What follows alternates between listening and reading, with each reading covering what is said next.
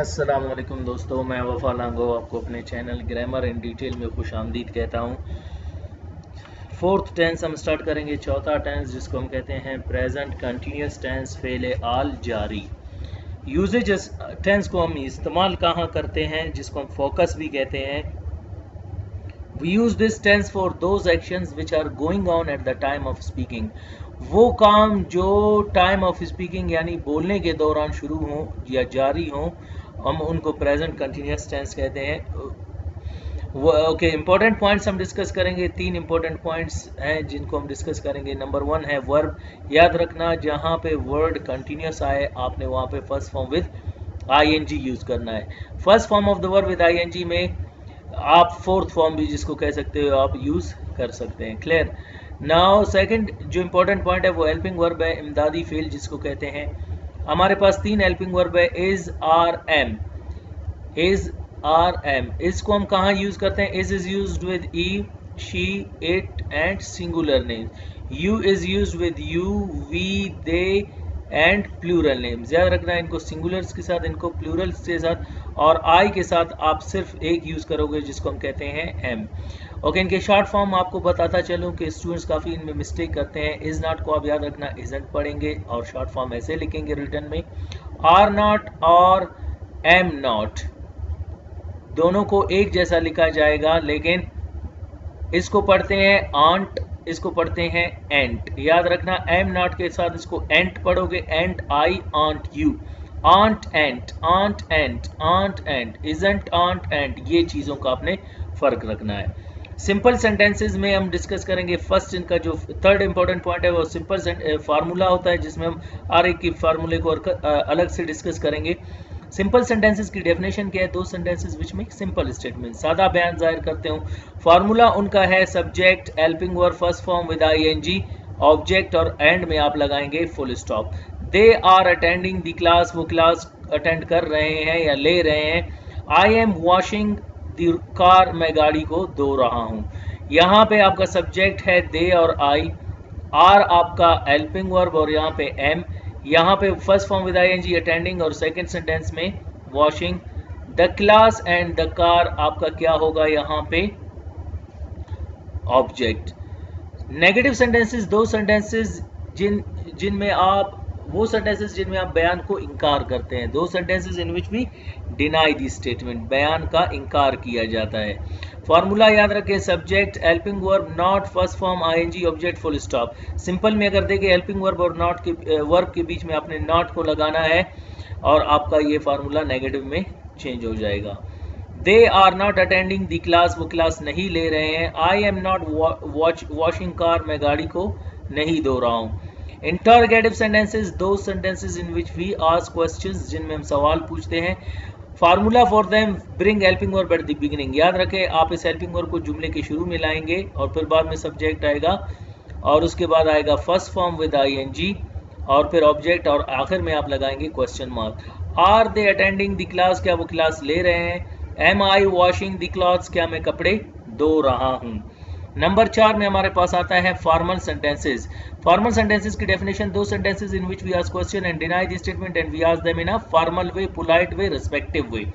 ऐसे जुमले जिनमें हम सवाल पूछते हैं, इनकार भी करते हैं और उनको हम अदबी तरीके से, रस्मी तरीके से पूछते हैं। Helping verb, subject, not, first form with ING, object and आखिर में आप लगाएंगे क्वेश्चन मार्क।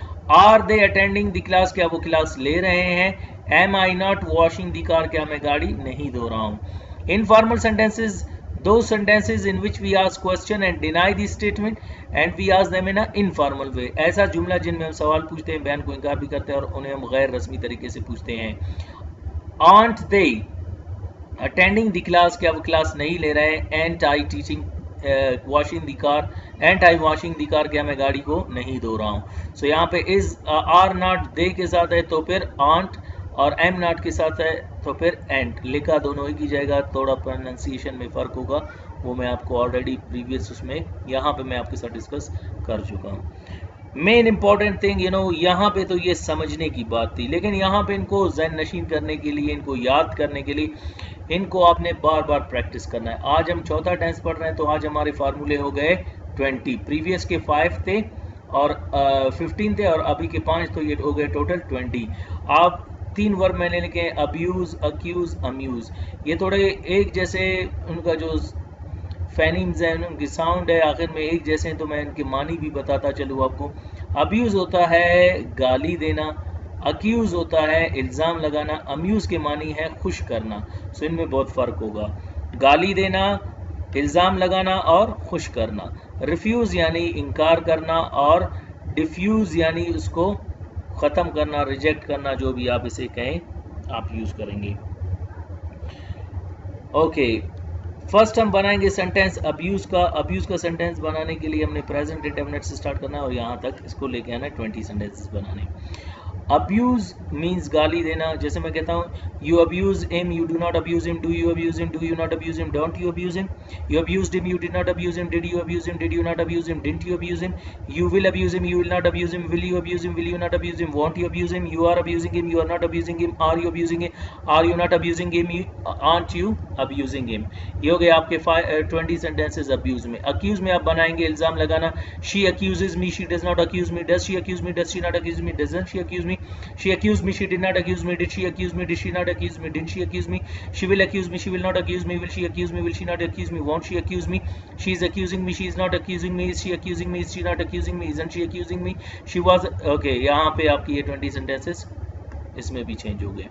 अम्यूज मानी खुश करना, we amuse the child, we do not amuse the child, do we amuse the child, do we not amuse the child, don't we amuse the child, we amuse the child, we did not amuse the child, did we amuse the child, did we not amuse the child, didn't we amuse the child, we will amuse the child, we will not amuse the child, will we amuse the child, will we not amuse the child, won't we amuse the child, we okay, we are amusing the child, we are not amusing the child, are we amusing the child, are we not amusing the child, aren't we amusing the child। refuse यानी इनकार करना, you refuse them, you do not refuse them, do you refuse them, do you not refuse them, don't you refuse them, you refuse them, you did not refuse them, did you refuse them, did you not refuse them, didn't you refuse them, you will refuse them, you will not refuse them, will you refuse them, will you not refuse them, won't you refuse them, you are refusing them, you are not refusing them, are you refusing them, are you not refusing them, aren't you refusing them। और next आपके पास है diffuse.